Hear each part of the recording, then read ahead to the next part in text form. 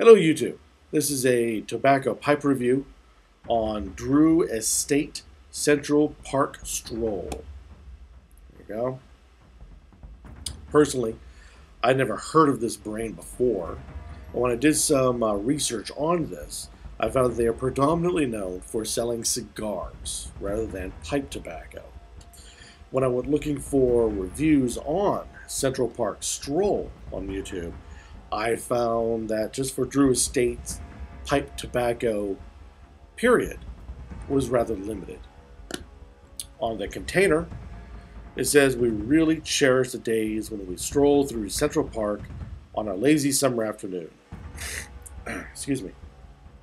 The sweet aroma makes you feel like you are standing outside a bakery. Notes of chocolate, vanilla, caramel blend harmoniously with mellow tobaccos.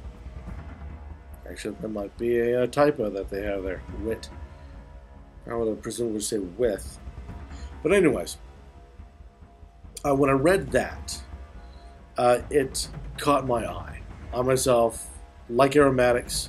I lean towards the chocolate, the caramel, things along that line, the coffees, and so forth. So when I saw the chocolate, caramel, vanilla, I had to give it a try. The container, as you can tell, is a standard tin, not that cardboard stuff, and seals incredibly well. Every time that I close the container, I have to break out a coin just to reopen it all over again. Some of these containers, I can get it to reseal no matter what. Now when you open it, oh man, smells delicious. You get that. Chocolate comes rolling out of it. The caramel kind of hides in with the chocolate, but I don't get any vanilla at all with the tin note. And oddly, I get a bit of a sour note out of it, like there are Virginias in this. The reason why I say this is odd, if I can actually get into the container itself, is that this is a solid black Cavendish. There we are. Like tar. It is definitely on the moist side, but not as bad as, say, some of Hearth and Home's products. They pack it in quite tight, which I like, but it leaves a definite residual on your fingers. I said it has a slight sour like there's Virginia, but you don't see any in this. It is black. Now, packing this in my pipe was easy enough. Like I said, I prefer it a little bit drier, but to be honest, it packed very nicely. Now, the bowl itself got hot. I had to actually put down my pipe at least 2 or 3 times during the smoking of a single bowl just to let it cool. So this does burn hot. So keep that as a bit of a warning. The tongue bite is almost non-existent. It wants to bite your tongue, but it doesn't seem to have enough in it to bite your tongue, if that makes any sense at all. I've had some of these aromatics where you can sense that if I drag on any harder, there will start being one. But this one, like I said, you start off fairly well. Then after a while, you start sensing that it's got a very light tongue bite, but it doesn't quite get to a point where you're going, yeah, maybe I should, maybe not. It never gets to that point. So that is very nice. The room note in this particular aromatic was oddly very light. For as strong as it comes out of the tin, it is a very light in the room. The other oddity is that most aromatics don't have that much of a flavor. After all, they're aromatics. It's not like an English or something that you are going for the taste. This stuff actually has a nice taste to it. I have to liken it to mocha, a heavily coffeed mocha.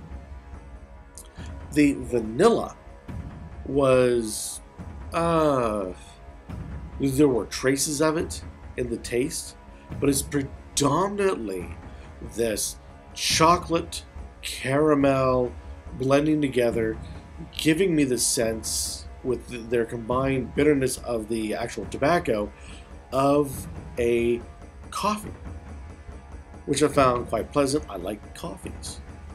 Now, like I said, the vanilla itself does come out in the room note, but the room note is very light in the air.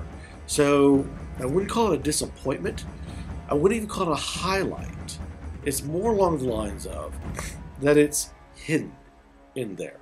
And if you kind of reach down deep enough into your nose, as it were, you can sense some vanilla.